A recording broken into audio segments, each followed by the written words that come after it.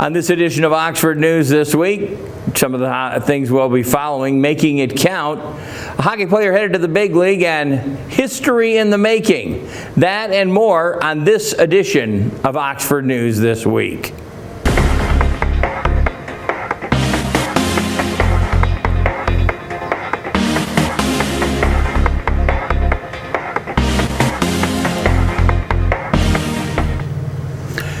On this edition of Oxford News This Week, the Oxford Township Election Committee has performed a public accuracy test on Friday, September 24th is when they did that, for ballot tabulators to be used in the November 2nd special election. With the upcoming election having only one item on the vote, the Oxford Public Library Capital Improvement and Expansion Bond, only a few tests on the ballots were run through the Hart InterCivic machine to make sure everything was valid: yes, no, and blank. The invalid, overfilled, incorrectly marked, or wrong precinct inputs were received as expected, and machines are working properly. The test was performed on a standard non-ADA compliant tabulator that will be used in Precinct 2. Representatives from the election source performed the accuracy test and took the questions that the members of the public. Testing of voting machines is a regular occurrence whenever the election is being held. Test votes do not count toward elections. Again, good to get that back in order. Eagle Project helps display a 100-year-old artifact. On Sunday afternoon, Life Scout David Burin and a group of dedicated volunteers erected a split-rail fence around the 100-year-old red brick catch basin located in the Way Station Park, a 0.16-acre rest area along the Pollyant Trail. Burin is the member of the Boy Scout Troop 366, a senior at the Oxford High School. This project is part of the efforts to attain a Eagle Scout rating. Barron was assisted by fellow Scouts Andrew Cobble, Baylor Brill, Austin Streeter, and Dakota Streeter. His parents, Tony and Kim Barron, Pollyant Trail Manager Linda Moran, and Oxford Township Trustee Jonathan Knoll, that the member of the Pollyant Trail Management Council, were all there on scene. The catch basin was unearthed in downtown Oxford last year during the M24 reconstruction project. It appears the structure, which closely resembles a large beehive or a brick pizza oven, was installed in the Roaring 20s. Brian Travis, the construction engineer of MDOT, Michigan Department of Transportation, believes the storm drain is from the era because he sees the oldest plans MDOT has village downtown area being renewed in 1922.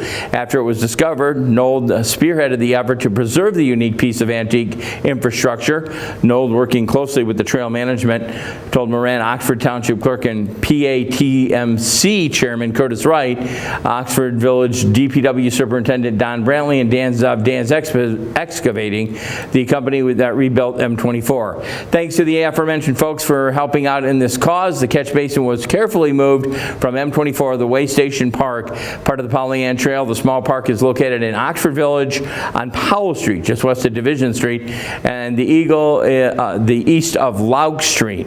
As part of the Eagle Project, Barron is also planning to install information plaque containing details about that artifact that was found, a piece of history.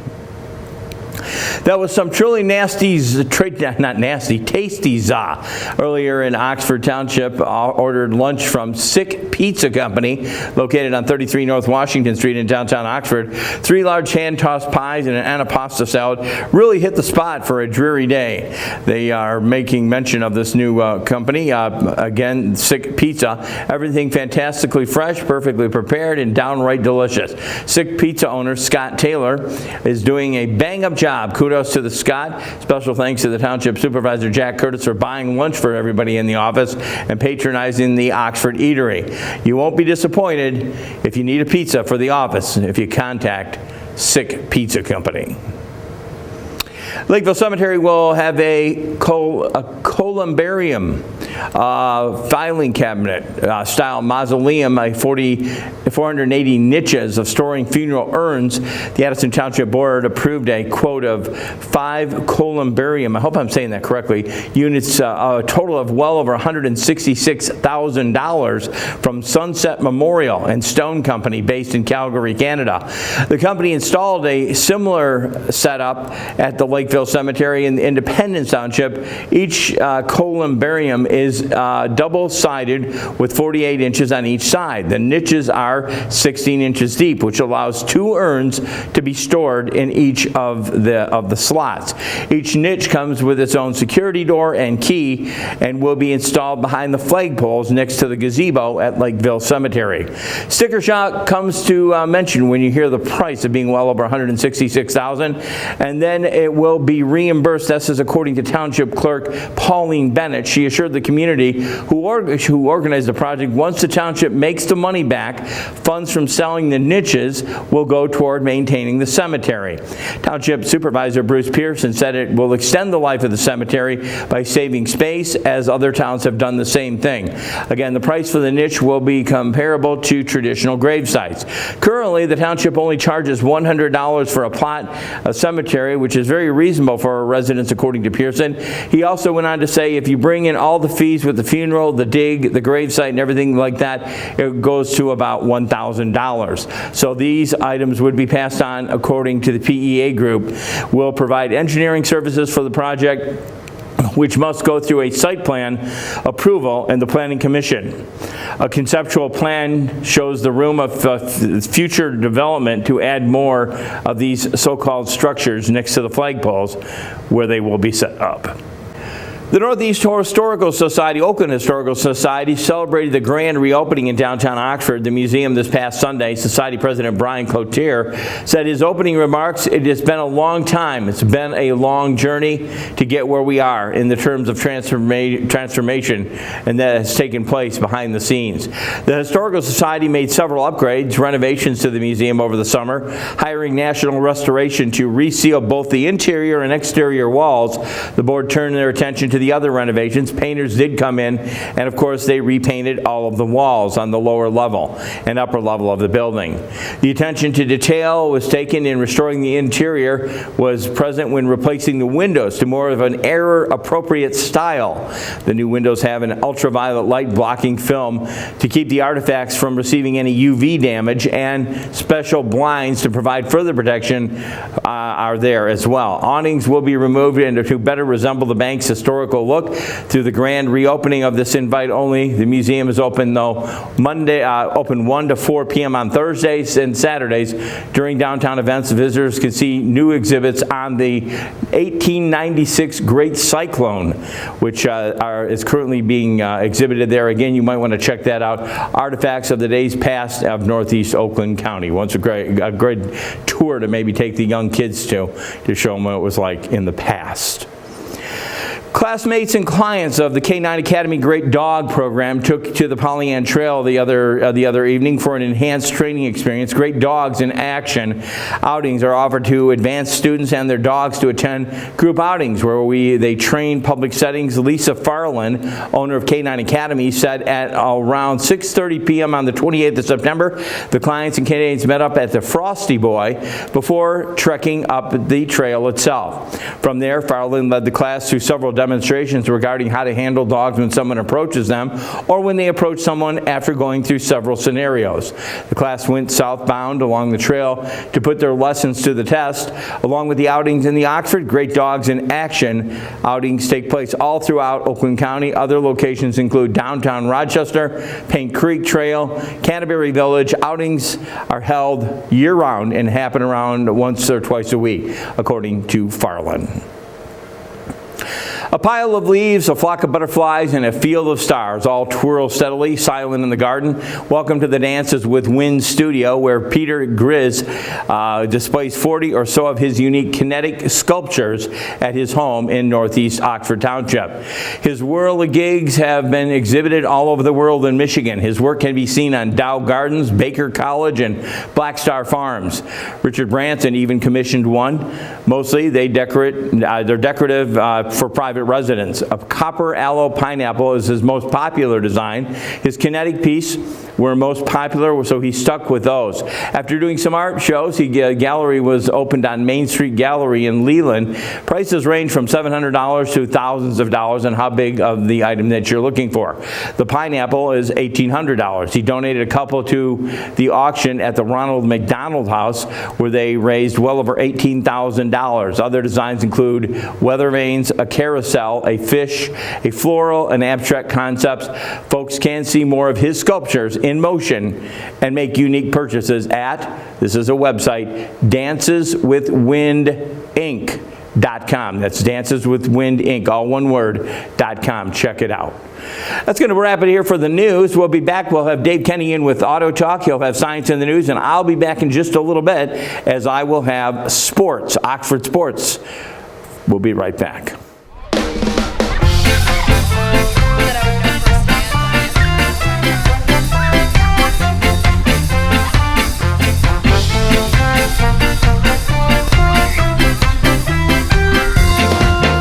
Welcome to Auto Talk. I'm Dave Kenny, and these stories are taken from Automotive News. In our first story, General Motors plans to introduce an advanced driver assistant technology called Ultra Cruise, allowing hands-free driving on city streets as well as highways in 2023. Super Cruise, the hands-free highway driving system it currently offers, will coexist with Ultra Cruise.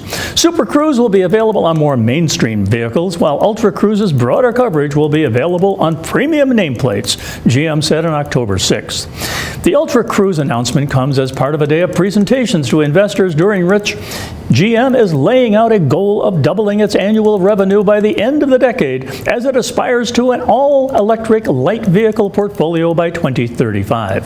GM this year has emphasized its evolving role as a software and technology company, expanding its business beyond traditional automotive manufacturing. Also, on October 6th, the automaker said it planned to make more than half of its North America and China plants capable of electric vehicle production by 2030.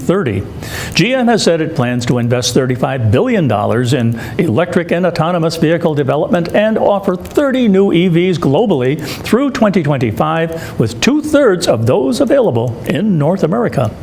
One of its most anticipated EVs, the Chevrolet Silverado, which the automaker teased this year, will debut at CES in January with a fixed glass roof and four-wheel steering, GM said. Ultra Cruise will enable hands-free driving in 95% of driving situations and eventually could be used on every paved road in the U.S. and Canada, GM said in a statement. Ultra Cruise will cover more than 2 million miles of roads at launch, and coverage could expand to more than 3.4 million miles. Ultra Cruise will be available to add features and functions through over-the-air updates enabled by its Ultifi software and vehicle intelligence platform. Ultra Cruise will launch via the Cadillac brand when it becomes available in 2023. And on the recall front, Volvo said October 5th it's recalling more than 460,000 older models globally for potential defective driver side airbags that have been linked to one death. The recall includes over 259,000 vehicles in the U.S., over 7,000 in China, and almost 2,500 in Mexico. The affected vehicles are the S80 sedan from the 2001 to 2006 model years and the S60 sedan from the 2001 to 2009 model years, according to a document posted in NHTSA's website. The driver's side airbag inflators in those vehicles may explode during deployment, increasing the risk of sharp metal fragments striking the driver or other vehicle occupants and resulting in injury or death. The airbags contain a certain propellant that can degrade over time after long-term exposures to high temperatures and humidity. Airbag inflators exposed to critical environments, hot and humid, frequently during its lifetime are at highest risk, according to the NHTSA document. Volvo said it's aware of one rupture incident which resulted in death. The inflator manufacturer is GM auto supplier ZF Friedrichshafen, the recall report states, and Autoliv is the airbag assembly manufacturer. Volvo spokesman Thomas McIntyre Schultz said the automaker in November previously issued a safety recall for nearly 124,000 first-generation S60 and S80 sedans from the 2001 to 2003 model years. To fix the issue, Volvo will replace the driver's side airbags with a more modern propellant and inflator. Dealers were notified starting September 30th, and vehicle owners will be notified starting November 29th. Well, that's it for this edition of Auto Talk. I'm Dave Kenny, and we'll be right back.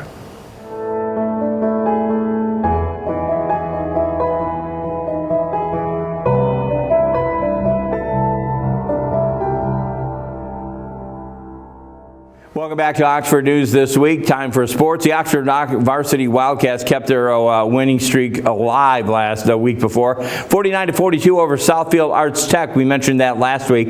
The victory improved Oxford to a record of 2-4 overall, 2-2 in the Oakland Athletic Association in the Red Division. It's a tale of two halves, according to Zach Line, the coach. At the end of the game, he had only one message for his team. That's football. You're going to face adversity, but I think they took the big step in finishing the game. Salvino Vaccaro, John Escudo, Brady Carpenter, and Tate Meyer all stood out to line for their performances against Southfield. It was nice as another trick in the wind, to have another win in the win column. Line is still finding his ways with the team and how they can improve. The Cats also, this past Friday, went on to down Stony Creek. This past Friday, the score there, 27-26. It was still a victory. Details on next week's broadcast on that contest. The Cats right now remain 3-4 overall. They are 3-2 in league play. When we last checked, Oxford native and Ottawa Senator Josh Norris, who had been born here in Oxford, he only had been started playing top hockey in the Top Hockey League. Now it will be a full season in the NHL. Playing under his belt, Norris is getting a hang of life in the big league, playing in 56 of the Senators' games last season. Norris scored 17 goals, 18 assists, and 35 points, knocking in the game-winning goal against Toronto Maple Leafs on May the 12th. The Calgary Flames on April the 19th, both in 2020. For that, Norris was named as one of the season's top rookies with a spot on the NHL All-Rookie team. Norris and the Senators kick off the regular season on October 14th against the Maple Leafs. The Senators have gone 2-3 in preseason play, recently losing to the Maple Leafs 3-1. They are scheduled to play the Red Wings here April 2022, coming to town on the 1st and the 12th. A hometown Oxford person doing very well. We'll mention this once again. This is from a few weeks ago, but we do have the swim and dive competition all edited. If you get a chance, it's against Notre Dame Prep. Feel free to take a look at that athletic competition. It is being broadcast through the weekends here at Oxford Community TV. I'll be back after Dave Kenny finishes it all up to say goodbye on this edition of Oxford News This Week. Stay there. Don't go away.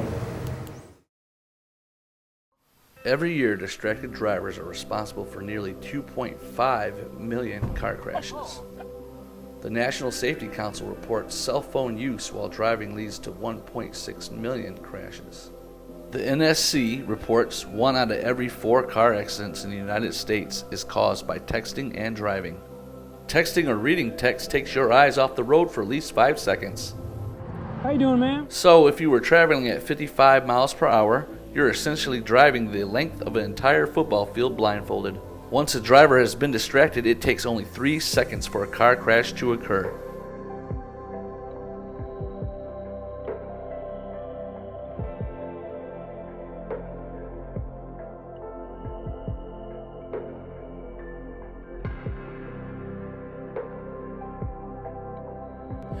Welcome to Science in the News. I'm Dave Kenny, and this story is taken from New Scientist. The discovery that a chemical is deadly to the bacterium that causes Lyme disease but harmless to animals might allow the disease to be eradicated in the wild. Lyme disease is well positioned to be eradicated, says Kim Lewis at Northeastern University in Boston. We are gearing up. The first field trial will be next summer, he says. Lyme disease is caused by a bacterium called Borrelia burgdorferi that lurks in wild mice. Ticks that feed on the mice become infected and can infect other animals, including people. The disease is a growing problem in North America, Europe, and Asia. It initially causes a characteristic bullseye rash and a flu-like illness. If untreated, it can lead to serious long-term problems such as Lyme arthritis. At present, it is treated with antibiotics such as doxycycline that kill a wide range of bacteria. However, this disrupts the gut microbiome, causing symptoms such as diarrhea and also can lead to more antibiotic resistance. Now, Lewis's team has found that a compound called hygromycin A is completely harmless to animals and has little effect on most bacteria, but is extremely deadly to the spirochete bacteria, such as that causes Lyme disease. Spirochete bacteria have a corkscrew shape that enables them to burrow into tissues. They also cause diseases such as syphilis, says Lewis. They are pretty nasty pathogens. In animal tests, the team didn't observe any harmful effects of hygromycin, no matter how high the dose. It's unusually safe, he says. A company called FlightPath is now filing in the U.S. for the initial go-ahead required before the chemical can be tested in people. Hygromycin could also potentially be used as a treatment for syphilis, particularly because this bacterial infection is evolving resistance to standard treatments. What's more, Lewis's team has shown that feeding baits laced with hygromycin to mice can clear the Lyme disease infections. In theory, dropping such baits could eradicate Lyme disease from whole areas or even entire countries. A field trial done a decade ago with doxycycline baits was successful, says Lewis. But the widespread use of this chemical for this purpose is undesirable because it could lead to many microbes evolving antibiotic resistance. By contrast, Lewis's study suggests it is extremely difficult for the Lyme disease bacteria to evolve resistance to hygromycin. The chemical resembles essential nutrients that spirochetes cannot make themselves and take up using a specific transporter. So mutations that block the take-up of hygromycin would also deprive spirochetes of these nutrients. Lewis says his team isn't the first to discover the value of hygromycin. It was studied as a potential treatment for a pig disease back in the 1980s, but then it was abandoned. Well, that's it for Science in the News. I'm Dave Kenny.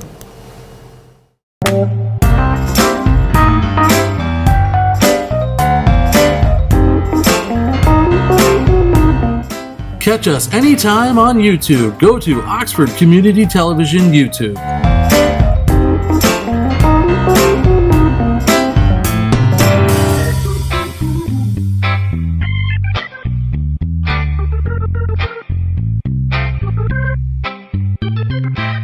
And that about wraps it for this edition of Oxford News this week. I am Jim Hughes. Of course, stick with me. Next week, I think Terry will be back in the big chair along with us to bring more of the news that we do get from a variety of sources. We do pick it up from the Oxford Township website, the Oxford Leader. We do broadcast on many platforms as well. Check our Facebook page out. You can catch us on Spectrum or AT&T. Also, our YouTube channel. Many ways to get us again. Oxford Community Television with the Oxford News this week. I am Jim Hughes. On behalf of my producer and director in the back, I want to say thank you, Dan, for handling all of that. We will join you again next week on Oxford News this week. Have a great week, everyone. Be careful and be safe.